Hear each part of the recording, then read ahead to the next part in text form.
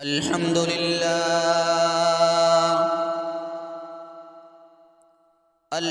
لله نحمده ونستعينه ونستغفره ونؤمن به ونتوكل عليه ونعوذ بالله من شرور أنفسنا ومن سيئات أعمالنا من يهده الله فلا مضل له ومن يضلله فلا هادي له ونشهد أن لا إله إلا الله وحده لا شريك له ونشهد أن سيدنا وحبيبنا وسندنا ونبينا ومولانا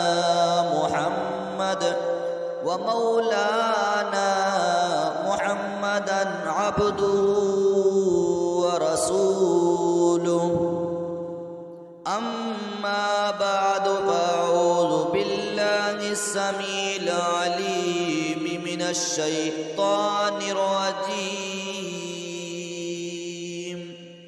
بسم الله الرحمن الرحيم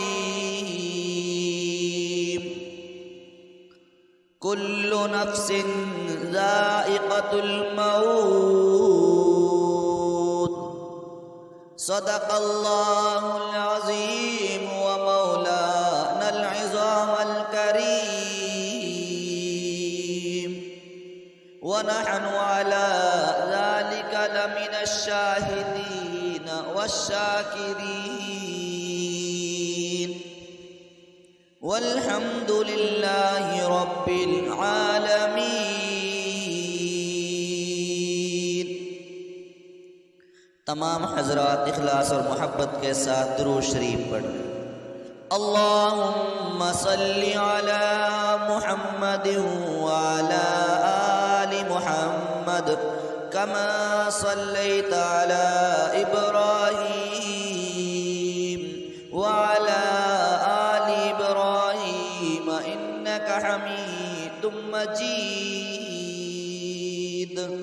اللهم بارك على محمد وعلى آل محمد كما باركت على إبراهيم وعلى آل إبراهيم إنك حميد مجيد۔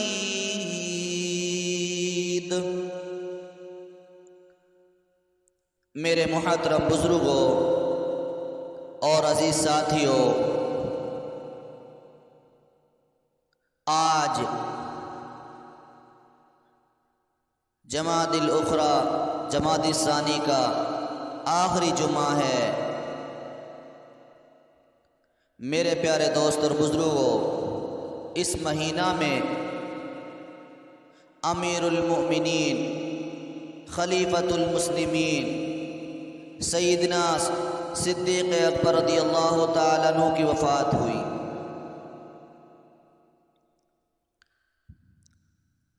تو میرے پیارے دوست اور بزرگوں، اس لیے میں چاہتا ہوں کہ آپ حضرات کے سامنے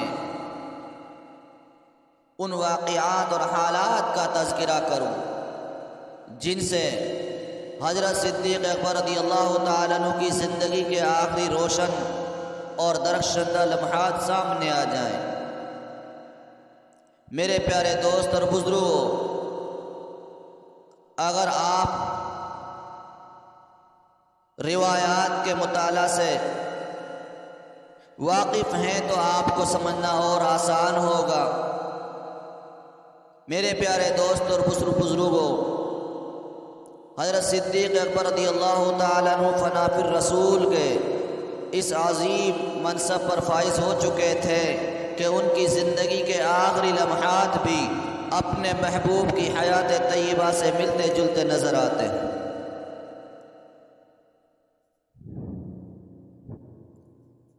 میرے پیارے دوست اور بزرگوں، اس بات کو حسن اتفاق سے تعبیر نہیں کیا جا سکتا اور نہ ہی اس کو مبالغہ کا رنگ دیا جا سکتا ہے، بلکہ حقیقت یہ ہے کہ سیدنا صدیق اکبر رضی اللہ تعالیٰ عنہ مقام عشق رسالت میں اس قدر بلند و بالا ہے آپ کا مقام کہ اس کا کیا کہنا اور کیا ٹھیک پوچھنا۔ میرے پیارے دوست اور بزرگوں، محبوب اور محب کا مرض کا بھی ایک ہی حال ہے، محبوب اور محب کی وفات کی کیفیات بھی ایک ہے، محبوب اور محب کے آخری لمحات کے کلمات ایک ہیں، محبوب اور محب کی آخری فکر ایک ہے۔ میرے پیارے دوست اور بزرگوں، سیدنا صدیق اکبر رضی اللہ تعالیٰ عنہ کی ذات یہ ہے کہ آپ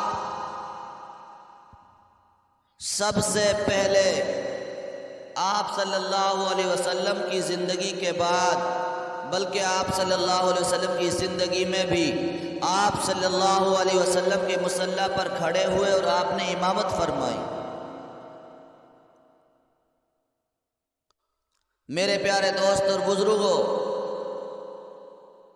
سرکار دو عالم صلی اللہ علیہ وسلم اور صدیق اکبر رضی اللہ تعالیٰ عنہ کے متعلق آپ کو شاید معلوم نہیں کہ یہودیوں نے ان دونوں کو زہر دے دیا تھا، اور زہر اس انداز کا تھا کہ جس کی تاثیر آپ پر اور صدیق اکبر رضی اللہ تعالیٰ عنہ پر ایک خاص وقت گزرنے پر ہوئی، چونکہ ان دونوں محب و محبوب کی وفات شریفہ اسی زہر کے اثر سے ہوئی۔ اسی لیے وارثان علوم نبوت نے ان کی وفات کو شہادت سے بھی تعبیر فرمایا۔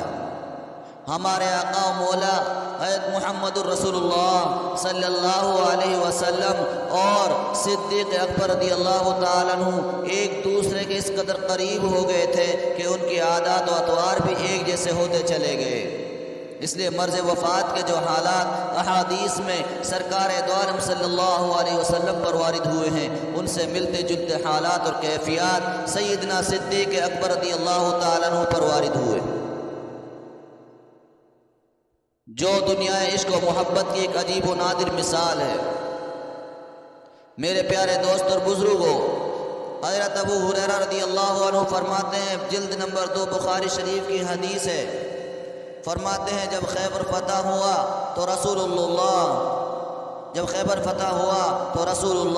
صلی اللہ علیہ وسلم کو ایک بکری پکا کر ہدیہ دے دی گئی جس میں زہر تھا۔ حضرت عائشہ صدیقہ رضی اللہ عنہا ارشاد فرماتی ہیں کہ ایک دن سرکار دو عالم صلی اللہ علیہ وسلم نے ایام مرض میں ارشاد فرمایا، اے عائشہ، میں نے خیبر میں جو کھانا کھایا تھا وہ زہر آلود کھانا تھا، اس زہر آلود کھانا کی تکلیف ہمیشہ محسوس کرتا رہا، مگر اب مجھے معلوم ہوتا ہے کہ زہر سے میری رگ ابہر اور منقطع ہو گئی۔ ابہر ایک پیٹھ میں رگ ہوتی ہے، تو میرے پیارے دوست اور بزرگوں، اس سے معلوم ہوا کہ سرکار دو عالم صلی اللہ علیہ وسلم کی وفات شریفہ کا سبب وہی زہر ثابت ہوئی جو آپ کو غزوہ خیبر میں کھانے میں دیا گیا تھا۔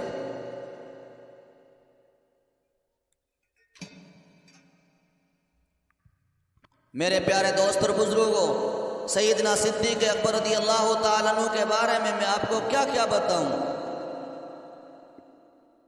ارشاد فرما محبوب کریم صلی اللہ علیہ وسلم نے، حضرت ابو سعید خدری رضی اللہ عنہ سے روایت ہے کہ سرکار دو عالم صلی اللہ علیہ وسلم نے ارشاد فرمایا، مجھ پر تمام لوگوں سے زیادہ احسان کرنے والا، مالی حیثیت سے اور دکھ درد میں ساتھ دینے والا ابو بکر ہے۔ ارشاد فرما محبوب کریم صلی اللہ علیہ وسلم نے، بخاری شریف کی حدیث ہے، فرمایا کیا تم میرے دوست کا ستانا میری خاطر سے چھوڑ دو گے؟ میں نے کہا اے لوگوں میں تم سب کے پاس اللہ کی طرف سے رسول ہو کر آیا ہوں، تم نے میری تکذیب کی اور ابو بکر نے میری تصدیق کی۔ سرکار دو عالم صلی اللہ علیہ وسلم نے جب دعوت توحید پیش فرمائی تو سب سے پہلے جس شخص نے تصدیق کی اس کو دنیا اسلام صدیق اکبر کے نام سے یاد کرتی ہے۔ کون صدیق ہے؟ قرآن کہتا ہے السابقون الاولون، اول ایمان لانے والے کا فخر شرف صدیق اکبر کو حاصل ہے۔ پہلے دن ہی تصدیق کر دی، پہلے دن ہی غلامی حاصل کر لی، پہلے دن ہی مرید بن گیا، پہلے دن ہی نبوت پر فدا ہو گیا، پہلے دن ہی نبوت پر جان و مال فدا کرنے کا آپ نے شرف حاصل کیا۔ جب نبی صدیق کو نہیں بھول سکتے تو اہل سنت بھلا صدیق اکبر کو کیسے بھلا سکتے ہیں؟ سنی کٹ تو سکتا ہے، مومن کٹ تو سکتا ہے، لیکن صدیق سے نہیں ہٹ سکتا۔ حضرت عمرو بن عاص رضی اللہ عنہ فرماتے ہیں میں نے سرکار دو عالم صلی اللہ علیہ وسلم سے پوچھا آپ کے نزدیک سب آدمیوں سے زیادہ محبوب کون ہے؟ فرمایا عائشہ۔ میں نے کہا مردوں میں سے اس کا باپ۔ محبوب کریم نے فرمایا کہ اس کا باپ یعنی ابو بکر، پھر اس کے بعد فرمایا عمر ابن خطاب۔ جھگڑا ختم۔ مردوں میں رسول اللہ صلی اللہ علیہ وسلم کو سب سے زیادہ محبوب ابو بکر صدیق رضی اللہ عنہ، اور عورتوں میں سیدہ عائشہ صدیقہ رضی اللہ عنہ۔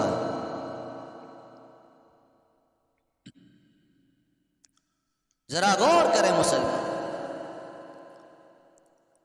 ارشاد فرما محبوب کریم صلی اللہ علیہ وسلم نے کوئی نبی ایسا نہیں ہے جس کے دو وزیر اہل آسمان میں سے اور دو وزیر زمین والوں میں سے نہ ہو۔ میرے دو آسمانی وزیر جبرائیل میکائیل ہیں اور زمین پر میرے دو وزیر ابو بکر اور عمر ہیں۔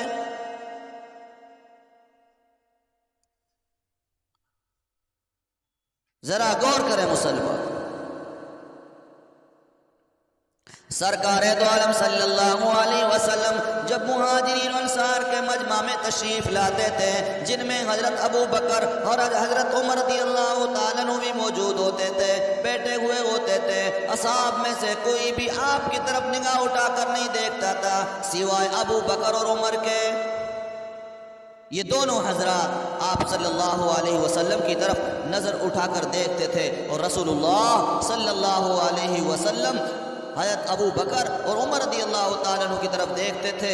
حضور صلی اللہ علیہ وسلم حضرت ابو بکر اور عمر کو دیکھ کر مسکراتے تھے، اور حضرت ابو بکر صدیق اور عمر رضی اللہ تعالیٰ عنہ آپ صلی اللہ علیہ وسلم کی طرف دیکھ کر مسکراتے تھے۔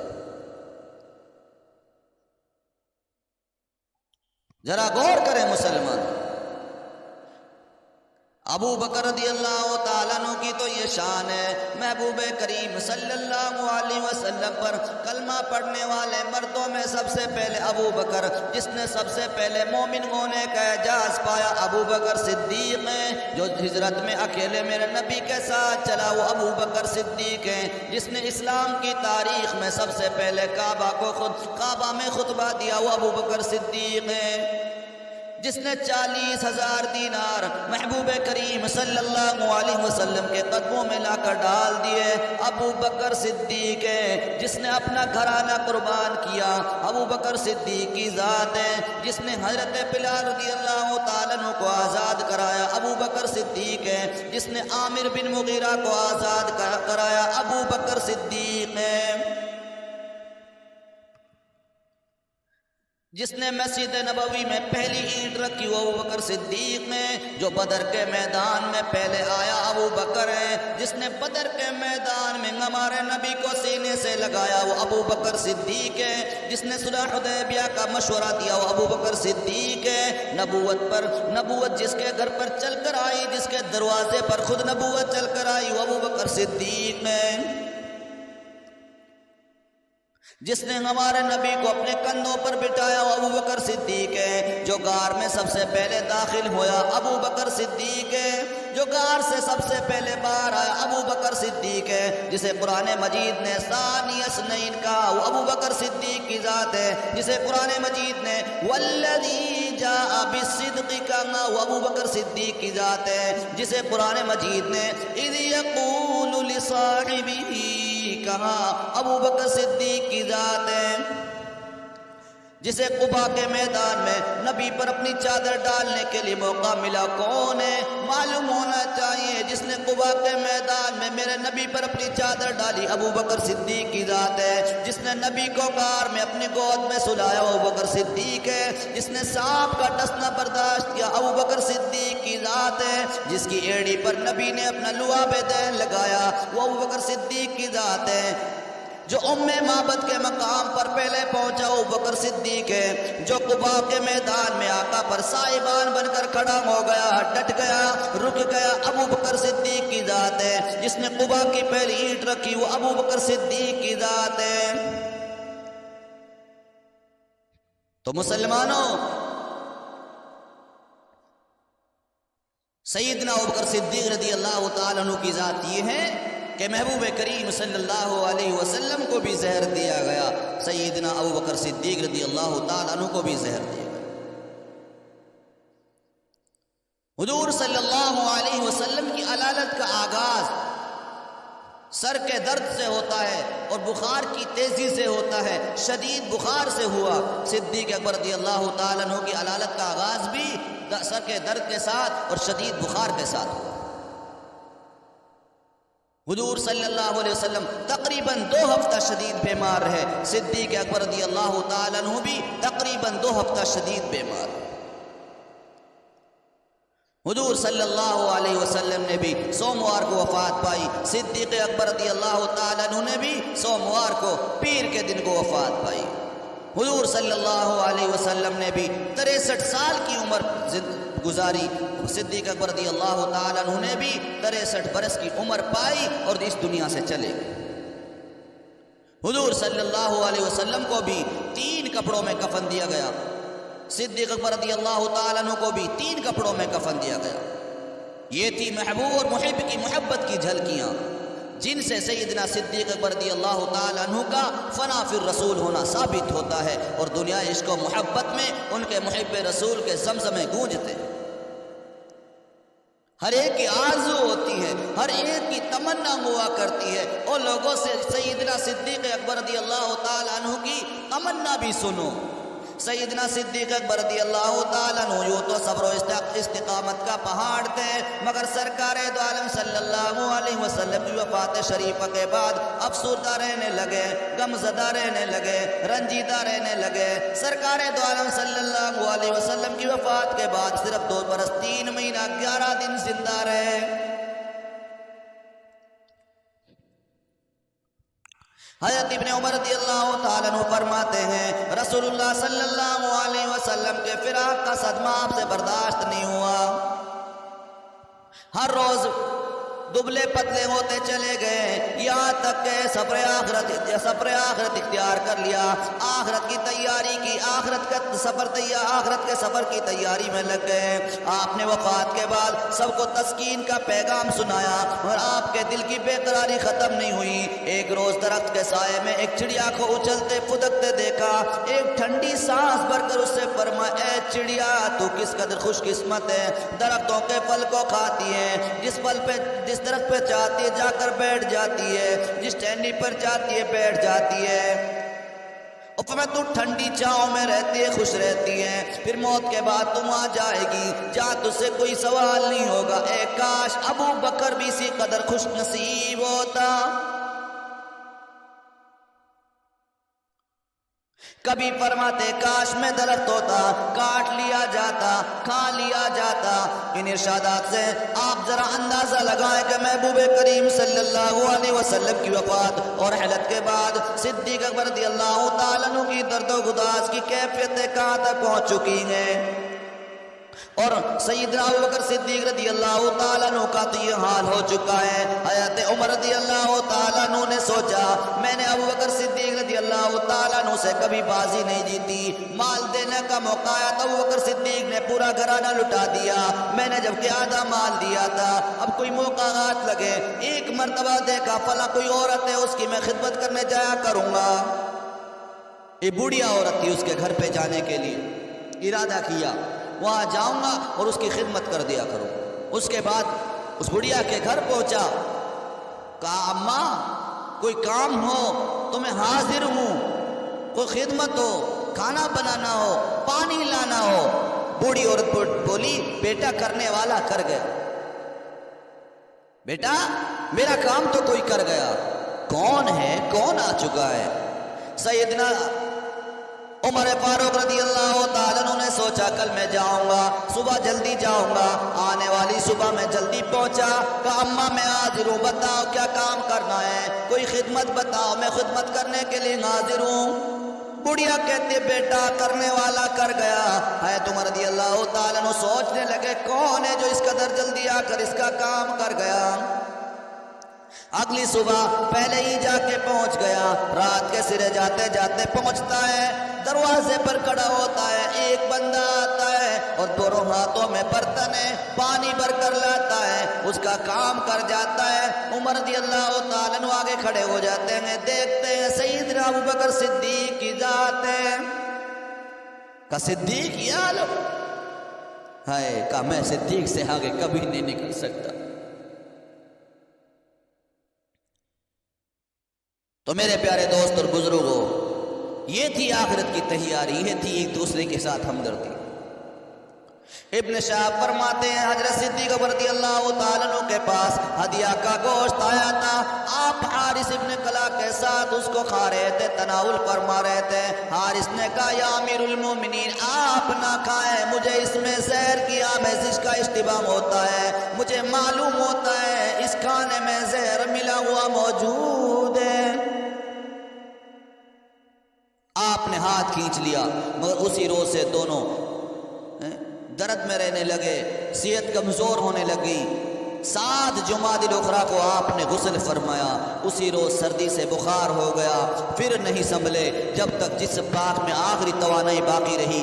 مسجد نبوی میں تشریف لاتے رہے، نماز پڑھاتے رہے، لیکن جب مرض نے غلبہ پا لیا تو حضرت عمر رضی اللہ تعالیٰ عنہ کو بلا کر حکم فرمایا آئندہ آپ نماز پڑھنا۔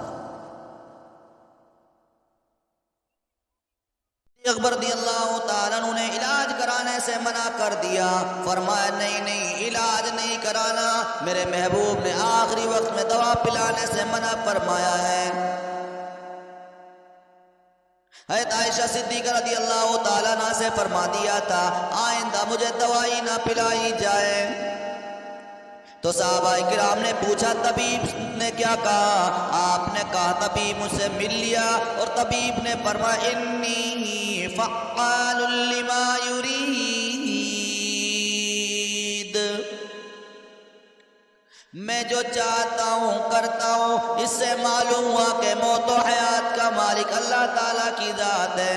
معلوم ہوا صدیق اکبر رضی اللہ تعالیٰ عنہ کا عقیدہ تھا کہ مختار کل صرف اللہ تعالیٰ کی ذات ہے۔ پتہ چلا جب تقدیر کا فیصلہ ہو جائے تو تدبیر نہیں چل سکتی۔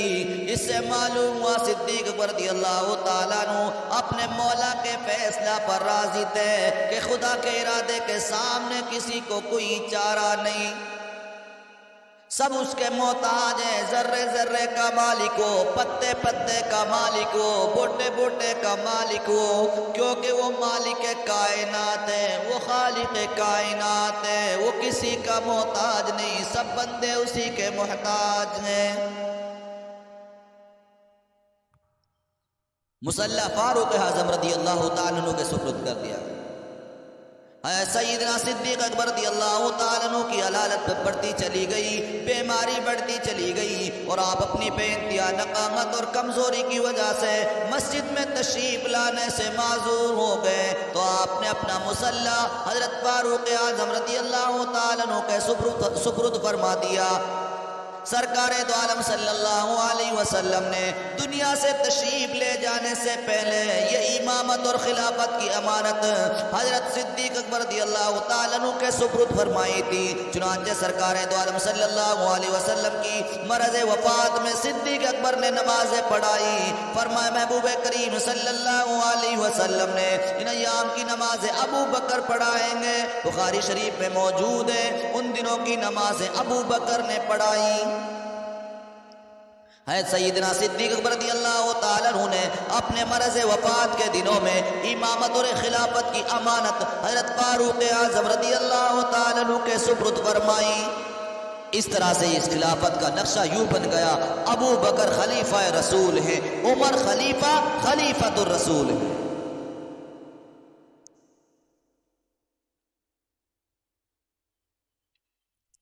حضرت صدیق اکبر رضی اللہ تعالیٰ عنہ نے سیدنا فاروق اعظم رضی اللہ تعالیٰ عنہ کی نامزدگی کے وقت صحابہ کرام سے آپ نے مشورہ لیا۔ چنانچہ آپ نے حضرت عبد الرحمن ابن عوف رضی اللہ عنہ کو بلا کر پوچھا عمر کے بارے میں آپ کی کیا رائے ہے؟ انہوں نے عرض کیا آپ ان کی نسبت جتنی بھی اچھی رائے قائم کر لیں، میرے نزدیک وہ اس سے بھی زیادہ بہتر ہے۔ ہاں، ان میں کسی قدر طبیعت میں سختی ضرور ہے۔ حضرت صدیق اکبر رضی اللہ تعالیٰ عنہ نے فرمایا ان کی سختی اس لیے تھی کہ میں نرم تھا، جب ان پر ذمہ داری پڑ جائے گی تو وہ خود نرم ہو جائیں گے۔ حضرت عبد الرحمن ابن عوف رضی اللہ تعالیٰ عنہ رخصت ہو گئے تو حضرت عثمان غنی رضی اللہ تعالیٰ عنہ سے مشورہ فرمایا۔ آپ نے مشورہ دیا، سعید ابن زید، اسید ابن حجیر سے بھی آپ نے مشورہ فرمایا۔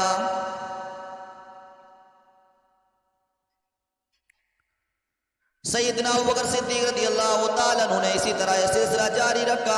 مدینہ میں یہ خبر عام ہو گئی کہ آپ حضرت عمر کو اپنا جانشین مقرر فرما رہے ہیں۔ مشورہ کے بعد ایک وصیت نامہ لکھا گیا۔ حضرت ابوبکر صدیق رضی اللہ تعالیٰ عنہ نے حضرت عثمان رضی اللہ تعالیٰ عنہ کو طلب فرما کر اور فرمایا کہ عہد نامہ لکھو اور ایک خلافت لکھیے، ایک خلافت نامہ بھی لکھیے، عہد نامہ لکھیے۔ اب اس پر چند لائنیں لکھی گئی تھی کہ آپ کو غش آ گیا۔ حضرت عثمان رضی اللہ تعالیٰ عنہ نے یہ دیکھ کر کہ الفاظ اپنی طرف سے لکھ دیے کہ میں عمر کو خلیفہ مقرر کرتا ہوں، تھوڑی دیر کے بعد ہوش آیا تو حضرت عثمان سے فرمایا جو کچھ لکھا ہے مجھے پڑھ کر سناؤ۔ حضرت عثمان رضی اللہ تعالیٰ عنہ نے ساری عبارت پڑھ کر سنا دی تو بے ساختہ اللہ اکبر پکار اٹھے اور فرمایا خدا تعالیٰ تجھے جزائے خیر عطا فرمائے۔ وصیت نامہ تیار ہو گیا تو حضرت عثمان رضی اللہ تعالیٰ عنہ اور ایک انصاری کے ساتھ مسجد میں بھیج دیا تاکہ مسلمانوں کو سنا دیں، اور خود بھی بالا خانہ پر تشریف لے گئے۔ اور کمزوری کی شدت بڑی ہوئی تھی اور اس عالم میں آپ نے یہ کام کیا، اعلان کر دیا کہ اس عالم بالا میں داخل ہو رہا ہے، قلم بند کر دو۔ اے عثمان، یہ ایسے وقت کی نصیحت ہے جس وقت کافر ایمان لے آتے ہیں، بدکار سمجھ جاتے ہیں، جھوٹے حق کے روبرو گردن جھکا دیتے ہیں۔ میں نے اپنے بعد عمر ابن خطاب کو تم پر امیر مقرر کیا، لہذا تم ان کا حکم سننا، اطاعت کرنا۔ میں نے اس معاملے میں خدا کی اور اس کے رسول کی، اسلام کی، خود اپنی اور آپ لوگوں کی خدمت کا پورا لحاظ رکھا ہے اور کوئی کوتاہی نہیں کی۔ اب اگر عمر عدل کریں گے تو ان کے متعلق میرا علم اور حسن ظن یہی ہے، اور اگر وہ بدل جائیں تو ہر شخص اپنے کیے کا جواب دہ ہو۔ میں نے جو کچھ بھی کیا ہے نیک نیتی سے کیا ہے، غیب کا علم سوائے خدا کے کسی کو نہیں، اور جو لوگ ظلم کریں گے وہ اپنا انجام جلدی دیکھ لیں گے۔ والسلام علیکم ورحمۃ اللہ وبرکاتہ۔ اس کے بعد حضرت فاروق اعظم رضی اللہ تعالیٰ عنہ کو خلوت میں بلایا، مناسب وصیتیں فرمائی۔ حضرت فاروق اعظم رضی اللہ تعالیٰ عنہ کے لیے جب وصیتوں سے آپ نے مالا مال کر دیا، یعنی حضرت فاروق اعظم رضی اللہ تعالیٰ عنہ سے آپ نے جو وصیتیں کی اور وصیتوں سے فارغ ہوئے تو حضرت صدیق رضی اللہ تعالیٰ عنہ اپنے داتا کے حضور نہایت ہی اخلاص اور گریہ زاری سے دعا فرمانے میں مشغول ہو گئے۔ خداوند، میں نے انتخاب اس لیے کیا ہے تاکہ مسلمانوں کی بلائی ہو جائے، مجھے خوف تھا وہ کہیں فتنہ میں مبتلا نہ ہو جائیں۔ اے میرے مالک، جو کچھ میں نے کیا ہے تو اسے بہت مجھ سے بہتر جانتا ہے۔ میرے غور و فکر نے یہی رائے قائم کی ہے اس لیے میں نے ایک ایسے والی کو مقرر کیا ہے جو میرے نزدیک سب سے زیادہ مستقل مزاج ہے، سب سے زیادہ مسلمانوں کی بھلائی کا آرزو مند ہے۔ اے اللہ مسلمانوں کو صالح حاکم عنایت فرما، عمر کو خلفائے راشدین کی صف میں جگہ عطا فرما اور اس کی رعیت کو صلاحیت سے بہرہ مند فرما۔ آخری وقت سنت محبوب کی ادائیگی میں لگا۔ سرکار دو عالم صلی اللہ علیہ وسلم نے وفات شریفہ کے ایام میں دنوں میں حضرت اسامہ ابن زید کے لشکر کو روانہ فرمایا تھا۔ چنانچہ عروہ ابن زبیر سے روایت ہے کہ مرض وفات میں رسول اللہ صلی اللہ علیہ وسلم اپنے سر مبارک پر پٹی باندھے ہوئے تھے، بعد تشریف لائے اور فرمایا لوگوں اسامہ کی روانگی کو پایا تکمیل تک پہنچا دو۔ یہ آپ نے 3 دفعہ فرمایا۔ اسی طرح جب صدیق اکبر رضی اللہ تعالی عنہ اپنے حیات طیبہ کے آخری دنوں کو پہنچے تو آپ نے حضرت مسنہ نائب سالار عراق پہنچے۔ اس وقت حضرت امیر المومنین پریشانی کے عالم میں تھے، اپنی زندگی کے آخری مراحل سے گزر رہے تھے۔ مسنہ کی آمد آپ کو معلوم ہوئی تو کسی خطرے کا احساس کر کے انہیں اسی وقت پناہ بھیجا اور انہوں نے محاذ جنگ کے تمام حالات تفصیل سے بیان کیے اور کہا کسریٰ نے اپنی تازہ دم فوجیں محاذ عراق پر بھیج دی ہیں۔ حالات سن کر اسی حالت میں فاروق اعظم کو طلب کر کے ارشاد فرمایا عمر جو کچھ میں کہتا ہوں اسے سنو اور اس پر عمل کرو، مجھے امید ہے آج میری زندگی ختم ہو جائے گی، تو اگر میرا دن میں دم نکلے تو شام سے پہلے اور رات میں نکلے تو صبح سے پہلے مسنہ کے لیے کمک بھیج دینا۔ پھر فرمایا عمر کسی بھی مصیبت کی وجہ سے دین اسلام کی خدمت اور حکم ربانی کی تعمیل کو کل پر ملتوی نہ کرنا۔ حضرت محمد رسول اللہ صلی اللہ علیہ وسلم کی وفات سے بڑھ کر ہمارے لیے اور کون سی مصیبت ہو سکتی تھی، مگر تم نے دیکھا کہ اس روز بھی جو کچھ میں نے کرنا تھا وہ میں نے ضرور کیا تھا۔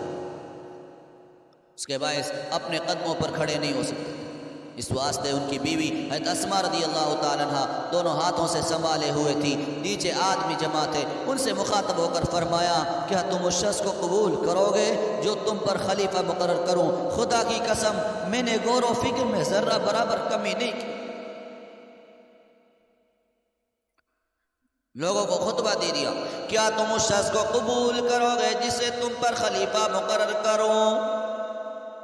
خدا کی قسم میں نے غور و فکر میں ذرہ برابر کمی نہیں کی، اور اس کے علاوہ میں نے اپنے قریب اور عزیز کو تجویز نہیں کیا۔ میں عمر ابن خطاب کو اپنا جانشین مقرر کرتا ہوں، لہذا تم ان کا حکم سنو، اطاعت کرو۔ سب نے کام نے سنا اور تسلیم کر لیا۔ پھر حضرت عثمان غنی رضی اللہ تعالیٰ عنہ سے ارشاد فرمایا بسم اللہ الرحمن الرحیم، یہ ابو بکر ابن قحافہ کا وصیت نامہ ہے جو اس نے آخری وقت دنیا میں جب کوئی اس جہان سے کوچ کر رہا ہے اور شروع وقت آخرت میں جبکہ خدا کی قسم اگر میں اس روز حکم خداوندی کی تعمیل سے غافل ہو جاتا تو اللہ تعالیٰ ہم پر تباہی کی سزا مسلط کر دیتا اور مدینہ کے گوشے گوشے میں فساد کی آگ بھڑک اٹھتی۔ اگر اللہ تعالیٰ شام میں مسلمانوں کو کامیابی عطا فرمائے تو پھر خالد کی فوجوں کو عراق کے محاذ پر بھیج دینا، اس لیے کہ وہ آزمودہ کار بھی ہے اور عراق کے حالات سے بھی باخبر ہے۔ حضور صلی اللہ علیہ وسلم نے آخری وقت مصلی صدیق اکبر رضی اللہ تعالیٰ عنہ کے حوالہ کیا اور صدیق نے آخری وقت مصلی فاروق اعظم رضی اللہ عنہ کے حوالہ کیا۔ ابو بکر رضی اللہ عنہ خلیفہ رسول بن گئے تو عمر خلیفۃ الرسول بن گئے۔ خلافت فاروقی کے آج سے دور شروع ہو رہے۔ خلافت فاروق کی تجویز صدیق اکبر نے کی، خلافت فاروق کی تائید تمام اہل مدینہ نے کی۔ صدیق اکبر نے اپنے لیے دوا لینے سے انکار فرما دیا، فاروق اعظم کو دعا دینے کے لیے ہاتھ اٹھائے، دعا سے آپ فارغ ہوئے، آپ نے دعا سے انکار کیا، دوا سے انکار کیا اور دعا کا اقرار کیا۔ وصیت صدیقی میں عقیدہ کی تاریخی ساز اصلاح ہے ولا اعلم الغیب، خداوند جو میں جانتا تھا میں نے کر دیا، جو تو جانتا ہے وہ تو کر دے کیونکہ تو عالم الغیب ہے اور میں عالم الغیب نہیں۔ حضور صلی اللہ علیہ وسلم نے بھی وفات کے وقت عقیدہ کی اصلاح فرمائی تھی، صدیق رضی اللہ تعالیٰ عنہ نے بھی وفات کے وقت عقیدہ کی اصلاح فرمائی۔ حضور کو بھی آخری وقت امت کا فکر تھا، صدیق کو بھی آخری وقت امت کا فکر تھا۔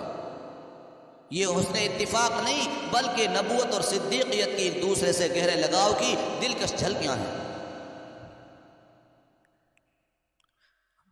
تو میرے پیارے دوست اور بزرگوں، آپ صلی اللہ علیہ وسلم کی وفات ہوئی تو آپ کے پاس آپ کی چہیتی بیٹی سیدہ فاطمہ الزہرا رضی اللہ تعالی عنہا آئی، تو باپ نے لخت جگر سے پیار کیا اور دل کی بات کی کہی۔ اسی طرح سیدنا صدیق اکبر رضی اللہ تعالیٰ عنہ کی وفات کا وقت قریب آیا تو آپ نے اپنی چہیتی بیٹی سیدہ طاہرہ عائشہ صدیقہ رضی اللہ تعالیٰ عنہ سے دل کی باتیں فرمائیں اور فرمایا، بیٹی میں نے جو کعبہ کی 20 وسق کھجوریں ہبہ کی تھی، اگر تم نے ان پر قبضہ کر لیا ہو تو خیر، ورنہ میری موت کے بعد وہ کھجوریں میرا ترکہ ہوں گی۔ تمہارے دوسرے 2 بہن بھائی ہیں، ان کھجوروں کو ازروء قرآن ان سب میں تقسیم کر دینا۔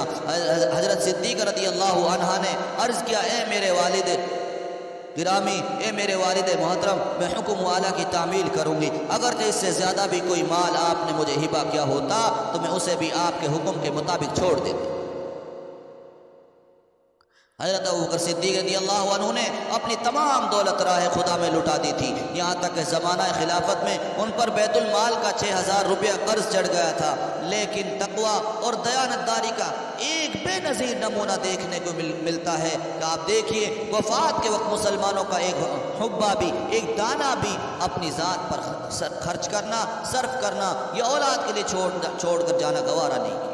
وفات کے وقت وصیت فرمائی تو سب سے پہلے ارشاد فرمایا لوگوں نے آپ کا جو وظیفہ مقرر کیا تھا اس کی رقم 6000 درہم تھی، جب آپ کی وفات کا وقت قریب آیا تو آپ نے فرمایا میرے پاس مسلمانوں کے مال میں سے جو کچھ بھی ہے وہ واپس کر دو، میں اس مال میں سے کچھ بھی لینا نہیں چاہتا، فلاں فلاں مقام پر میری جو زمین ہے وہ مسلمانوں کے اس مال کے عوض ہے جو میں نے بطور وظیفہ پایا ہے، بس وہ حضرت عمر رضی اللہ تعالیٰ عنہ کے حوالہ کر دی گئی، آپ کے ذمہ دے دی گئی۔ سیدہ عائشہ رضی اللہ عنہا سے فرمایا، بیٹی جب سے ہم مسلمانوں کے خلیفہ ہوئے ہیں ہم نے ان کے درہم اور دینار سے کوئی پرتکلف کھانا نہیں کھایا، ہاں ہم نے دال دلیا کھایا، سخت اور خوردرا پر کپڑا پہنا ہے، اور ہمارے پاس مسلمانوں کے مال میں سے تھوڑا بہت کچھ بھی نہیں ہے، لیکن یہ حبشی غلام یہ پانی لاد کر لانے والی اونٹنی اور یہ اوڑھنے کی پرانی اور بوسیدہ چادر۔ بیٹی عائشہ جب میں وفات پا جاؤں تو ان سب چیزوں کو حضرت عمر رضی اللہ تعالیٰ عنہ کے پاس بھجوا دینا اور مجھے ان سے بری ذمہ کر دینا۔ تو میرے پیارے دوست اور بزرگوں، سیدنا صدیق اکبر رضی اللہ تعالیٰ عنہ خلیفہ رسول ہیں، اور آپ کی شان کا یہ عالم ہے کہ آپ کی زندگی کا آخری اثاثہ ایک حبشی غلام، ایک اونٹنی اور ایک بوسیدہ چادر، اور جس کی قیمت صرف 5 درہم تھی۔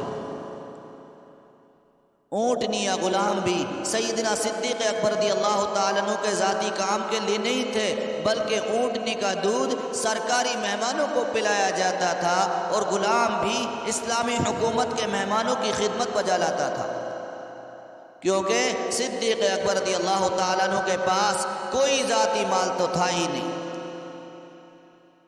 جو تھا وہ تمام کا تمام مسلمانوں کے لیے، اسلام کے لیے قربان کر دیا۔ اور وہ غلام ان اونٹنیوں کا دودھ حضرت ابوبکر رضی اللہ تعالیٰ عنہ کے ہم نشینوں مہمانوں کو پلایا کرتا تھا، کیونکہ آپ کے ہاتھ میں اپنا ذاتی مال کچھ بھی نہ ہوتا تھا، اس لیے سرکاری غلام بیت المال کی اونٹنیوں کا دودھ مہمانوں کو پلایا کرتا تھا۔ میرے پیارے دوست اور بزرگوں، ذرا توجہ سے سنتے چلیں، دل پر ہاتھ رکھ کر سوچیں۔ سیدنا صدیق اکبر رضی اللہ تعالیٰ عنہ کی وصیت کے مطابق حضرت سیدہ طاہرہ عائشہ صدیقہ رضی اللہ عنہا نے جب اونٹنی اور غلام اور بیت المال کا وہ وظیفہ جو مسلمانوں نے خود حضرت صدیق اکبر رضی اللہ تعالیٰ عنہ کے لیے ماہواری تنخواہ کے طور پر مقرر کیا تھا، اسے حضرت فاروق اعظم رضی اللہ تعالیٰ عنہ کی خدمت میں واپس لوٹایا تو حضرت عمر رضی اللہ تعالیٰ عنہ کی روتے روتے ہچکی بن گئی، یہاں تک کہ آنسوں سے زمین تر ہو گئی، اور حضرت عمر رضی اللہ تعالیٰ عنہ بار بار فرماتے ہیں اللہ حضرت ابو بکر پر رحمت فرمائے، انہوں نے اپنے بعد والوں کو بڑی مشقت میں ڈال دیا۔ اللہ اللہ، کیا شان ہے!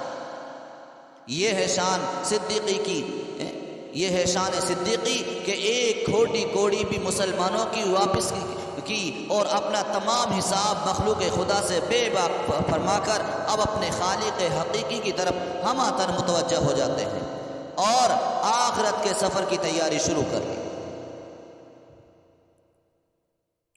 حضرت عائشہ صدیقہ رضی اللہ تعالی عنہ جو ایام مرض وفات میں ہر وقت سیدنا صدیق اکبر رضی اللہ تعالیٰ عنہ کے قریب ہی موجود رہی اور والد گرامی کی خدمت کا حق ادا کر دیا، تو آخری لمحات میں ان سے سوال کیا کہ بیٹی عائشہ، نبی کریم صلی اللہ علیہ وسلم کو کتنے کپڑوں میں کفن دیا گیا تھا؟ حضرت عائشہ رضی اللہ تعالیٰ عنہ نے کہا 3 سفید سحولی کپڑوں میں۔ پھر فرمایا حضور نے کس دن وفات پائی؟ تو حضرت عائشہ صدیقہ رضی اللہ تعالیٰ عنہ نے کہا کہ سوموار کے دن۔ صدیق اکبر نے پوچھا مجھے امید ہے کہ آج رات میری موت کا پیغام آ جائے، میری بیٹی مجھے پرانے کپڑوں میں کفن دینا۔ ہاں، حضرت عائشہ صدیقہ رضی اللہ عنہ فرماتی ہیں حضرت صدیق اکبر رضی اللہ تعالیٰ عنہ نے اپنی چادروں کو دیکھ کر فرمایا جو اس وقت زیب تن فرمائی ہوئی تھی، فرمایا دیکھو میری ان 2 پرانی چادروں کو دھو لینا اور انہی میں مجھے کفن دینا۔ حضرت عائشہ رضی اللہ عنہ نے عرض کیا حضرت میں نئی چادروں کا انتظام کر لوں گی اور ان میں کفن دیا جائے گا۔ فرمایا میری بیٹی نہیں،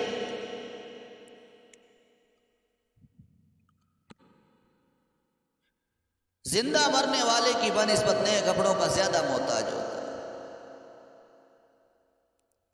حضرت ابوبکر صدیق رضی اللہ تعالیٰ عنہ نے جو یہ حال دیکھا کہ میری بیٹی ماننے والی نہیں، کہا میری بیٹی تجھے معلوم بھی ہے آخری وقت تھا محبوب کریم صلی اللہ علیہ وسلم کا اور تو اس وقت موجود تھی،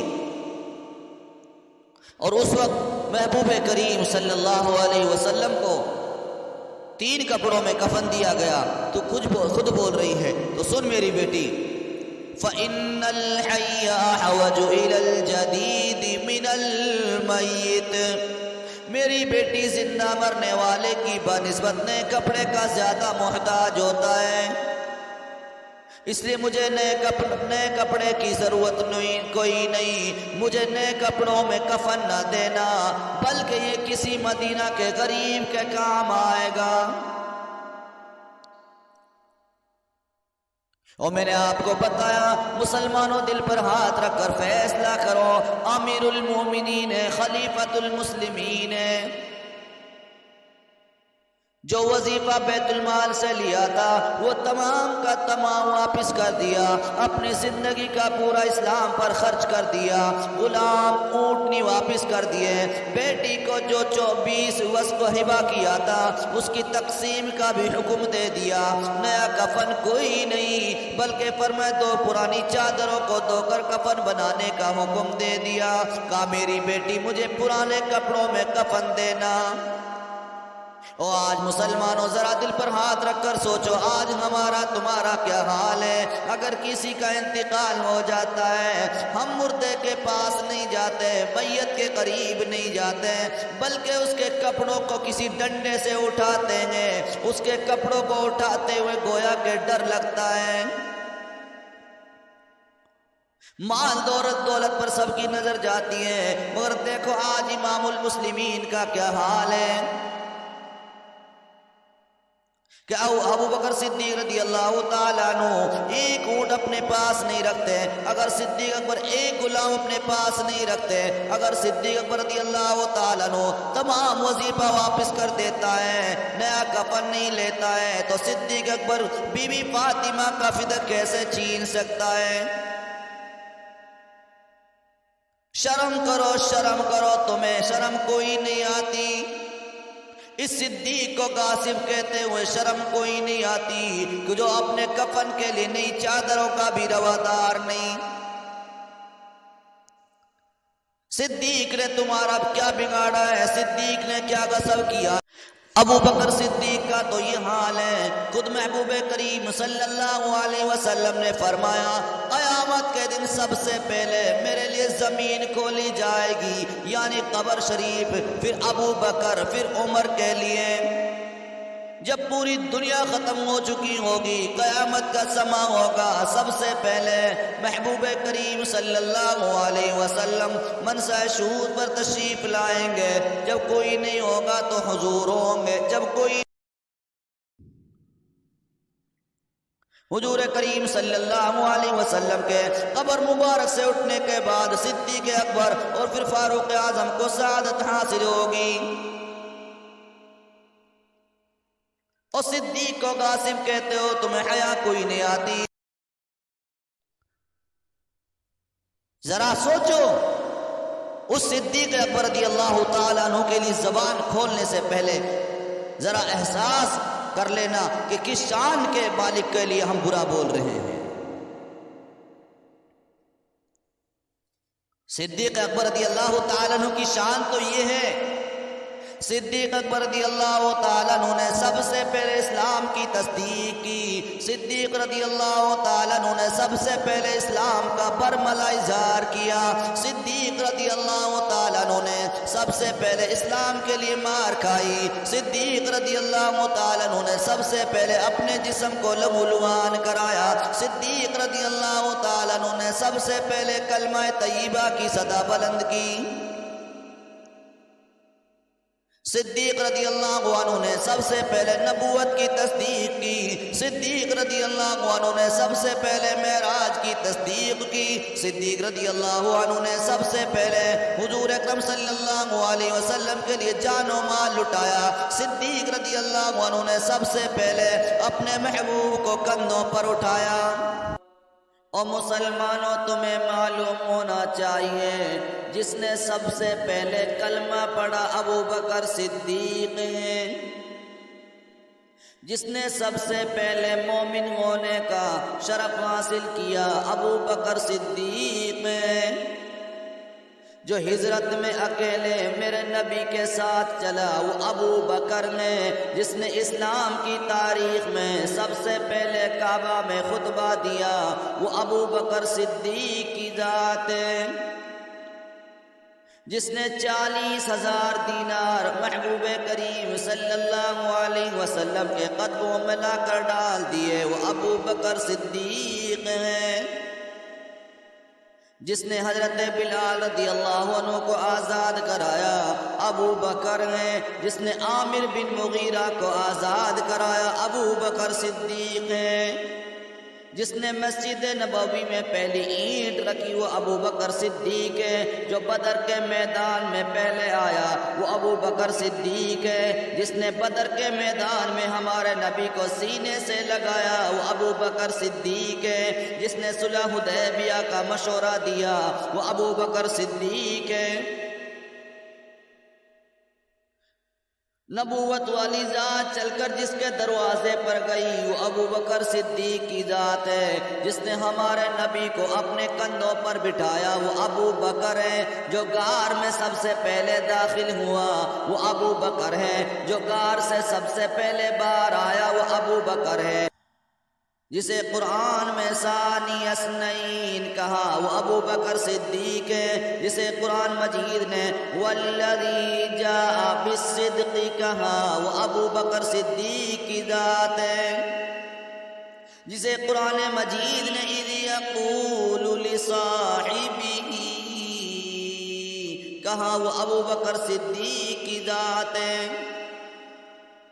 جس نے قبا کے میدان میں نبی پر اپنی چادر ڈالی وہ ابو بکر صدیق کی ذات ہے۔ جس نے اب نبی کے غار میں اپنے گود میں سلایا وہ ابو بکر صدیق کی ذات ہے۔ جس نے سانپ کا ڈسنا برداشت کیا ابو بکر کی ذات ہے، جس کی ایڑی پر نبی نے اپنا لعاب دہن لگایا ابو بکر صدیق کی ذات ہے، جو ام معبد کے مقام پر پہلے پہنچا ابو بکر صدیق ہے، جو قبا کے میدان میں آقا پر سائبان بن کر کھڑا ہو گیا ابو بکر صدیق ہے۔ اور لوگوں تمہیں معلوم ہونا چاہیے محبوب کریم صلی اللہ علیہ وسلم کا فرمان ہے، صدیق اکبر رضی اللہ عنہ کو جنت کے 8 دروازوں سے پکارا جائے گا۔ صدیق اکبر رضی اللہ عنہ کے انتقال کے وقت میں یا ایتھم النفس المطمئنہ کی آیت فرشتے پڑھنے لگے۔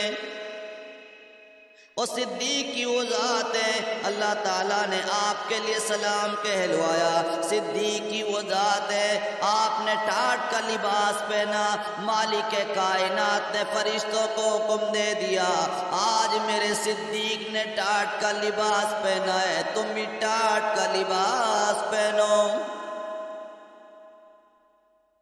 صدیق اکبر رضی اللہ عنہ واحد صحابی ہیں، اکیلے صحابی ہیں جن کے ماں باپ اولاد سب مسلمان ہوئے۔ صدیق رضی اللہ تعالیٰ عنہ نے ہر مقام پر اسلام کے پرچم کو بلند کیا، سب کچھ لٹا کر، سب کچھ نثار کر کر آخری وقت امت سے کفن بھی نہیں مانگا، وہ بھی اپنی پھٹی پرانی چادروں میں ملبوس ہو کر اس دنیا فانی سے سرخرو ہو کر رخصت ہو گیا، جاتے ہوئے بھی دنیا کو سبق دے گیا۔ صدیق وہ ہوتا ہے جو اسلام کو سب کچھ دیتا ہے، اسلام سے کچھ بھی نہیں لیتا۔ صدیق لوٹ مار کرنے والا نہیں ہوتا، صدیق ظلم و زیادتی کرنے والا نہیں ہوتا، صدیق کی دولت یا خدا ہوتا ہے اور یا رسول خدا ہوتا ہے، صدیق کسی کا مقروض نہیں، پوری کی پوری امت صدیق کی مقروض ہے۔ اسلام صدیق کا مقروض ہے۔ سرکار دو عالم صلی اللہ علیہ وسلم بول اٹھے، فرمایا محبوب کریم صلی اللہ علیہ وسلم نے جن کا مجھ پر احسان تھا میں نے دنیا میں ان کے احسان کی مکافات کر دی ہے، سوائے ابو بکر کے ان کو اللہ رب العالمین قیامت کے دن بدلہ دے گا۔ جتنا مجھے ابو بکر کے مال سے نفع پہنچا کسی اور کے مال سے نفع نہیں پہنچا۔ تو معلوم ہوا خود سرکار دو عالم صلی اللہ علیہ وسلم حضرت ابوبکر صدیق رضی اللہ تعالیٰ عنہ کی قربانیوں سے اس قدر متاثر تھے کہ آپ نے ارشاد فرمایا کہ دنیا کو آپ نے یہ بتلا دیا کہ مجھے حضرت ابوبکر کے مال سے زیادہ کسی کے مال نے اس قدر نفع نہیں پہنچا، اس کا احسان اور اس کا بدلہ سوائے اللہ کی ذات کے کوئی اور ادا کر ہی نہیں سکتا۔ تو میرے پیارے دوست اور بزرگوں، سیدنا ابوبکر صدیق رضی اللہ تعالیٰ عنہ کی یہ شان ہے اور دین اسلام کے لیے یہ قربانیاں ہیں، اور دین اسلام پر یہ احسان ہے کہ جاتے وقت بھی آپ نے بیت المال میں سے اور لوگوں کے مال میں سے ہڑپ کر اور کسی بھی راستے سے اپنے لیے کفن تک بھی نہیں لیا۔ تو مسلمانوں، آخر آپ کا وہ وقت بھی آ ہی گیا، جیسا کہ آپ کو معلوم ہے کہ موت ایک ایسی چیز ہے کہ موت سب کو آنی ہے اور آ کر رہے گی۔ آپ کو معلوم ہے اس میں کسی کا کوئی اختلاف نہیں، موت ہی دنیا میں ایک ایسا مسئلہ ہے جس پر کسی کو اعتراض ہے، اور اس موت نے آج تک کسی کو نہیں چھوڑا۔ فرمایا کل نفس ذائقۃ الموت،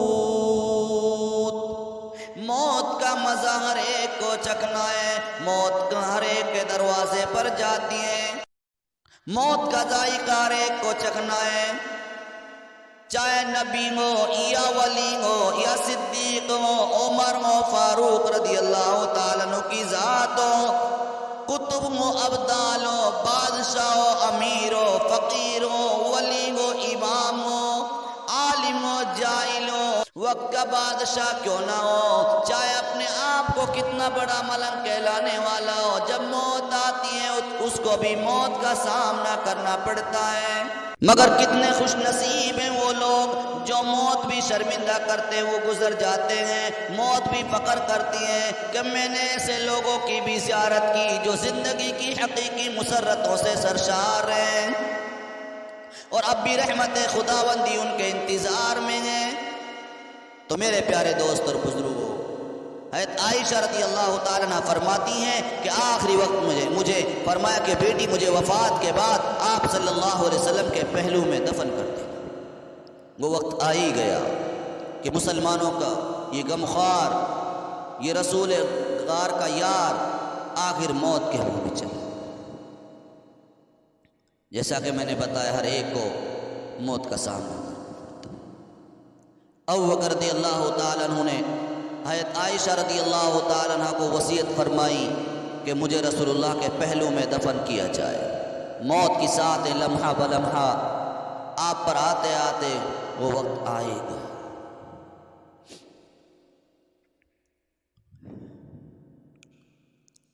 حضرت عائشہ رضی اللہ تعالیٰ عنہ اس ڈوبتے ہوئے چاند کے سرہانے بیٹھی تھی، غم زدہ تھی، حسرت انگیز خیالات آنسوؤں کے ساتھ ساتھ دماغ کی پہنائی سے اتر رہے تھے اور زبان سے یہ بہہ رہے تھے۔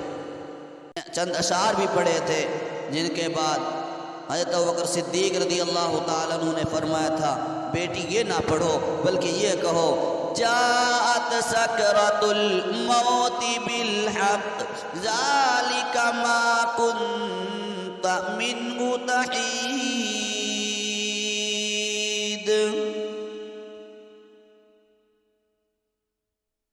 موت کی بے ہوشی کا صحیح وقت آ گیا ہے، یہ وہ ساتھ ہے جس سے تم بھاگتے تھے۔ آخری وقت لبوں پر یہ دعا جاری تھی سیدنا ابوبکر صدیق رضی اللہ تعالی رب توفانی مسلما والحقنی بالصالحین۔ اے اللہ مجھے مسلمان اٹھا اور اپنے نیک بندوں میں شامل فرما۔ میرے محترم بزرگ اور دوستو، سیدنا صدیق اکبر رضی اللہ تعالیٰ عنہ کو ان کی وصیت کے مطابق روضہ رسول میں دفن کیا گیا۔ آپ کی وفات کے بعد آپ کی قبر مبارک سرکار دو عالم صلی اللہ علیہ وسلم کی قبر مبارک کے متصل تیار کی گئی اور حضور اکرم صلی اللہ علیہ وسلم کے کندھے مبارک کے برابر آپ کا سر مبارک رکھا گیا۔ سیدنا فاروق اعظم رضی اللہ عنہ نے نماز جنازہ پڑھائی۔ آپ کی زوجہ محترمہ حضرت اسماء رضی اللہ تعالیٰ عنہ نے غسل دیا اور آپ کے صاحبزادے عبد الرحمن نے جس میں اطہر پر پانی بہایا اور حضرت عمر رضی اللہ تعالیٰ عنہ، حضرت طلحہ رضی اللہ تعالیٰ عنہ، حضرت عثمان رضی اللہ تعالیٰ عنہ اور حضرت عبد الرحمن ابن عوف رضی اللہ تعالیٰ عنہ نے میت پاک کو آغوش لحد میں اتارا اور ایک ایسی برگزیدہ شخصیت کو جو رسول دو جہاں کے بعد امت مسلمہ کی سب سے زیادہ مقبول اور بزرگوار تھی، افضل ترین شخصیت تھی، ہمیشہ کے لیے چشم جہاں سے اوجھل کر دیا۔ انا للہ و انا الیہ راجعون۔ صدیق اکبر کو دولت مل گئی، صدیق اکبر کو محمد کی رفاقت مل گئی، رفاقت بھی ازلی ابدی۔ قیامت میں کوئی عبادت کی دولت لے کر آئے مگر واہ صدیق تیرا کیا عالم۔ قیامت کا دن ہوگا مگر عالم یہ ہوگا ہر ایک اپنی اپنی میں پڑا ہوا ہوگا، ہر ایک اپنے کیے کے ساتھ جائے گا۔ مگر سنو مسلمانوں، دل پر ہاتھ رکھ کر سوچو، قیامت کے دن جب کوئی جائے گا تو کوئی اپنی عبادت کی دولت لے کر جائے گا، قیامت کے دن کوئی جائے گا تو ریاضت کی دولت لے کر جائے گا، قیامت میں کوئی تہجد کی دولت لے کر جائے گا، قیامت میں کوئی نوافل کی دولت لے کر جائے گا، قیامت میں کوئی تلاوت کی دولت لے کر آئے گا، قیامت میں کوئی شہادت کی دولت لے کر آئے گا۔ میں قربان جاؤں صدیق اکبر تیرے، تو محمد کی رفاقت کی دولت لے کر آئے گا۔ پہلے دن ہی جنت اور جنت کے وارث کے پاس پہنچ گئے۔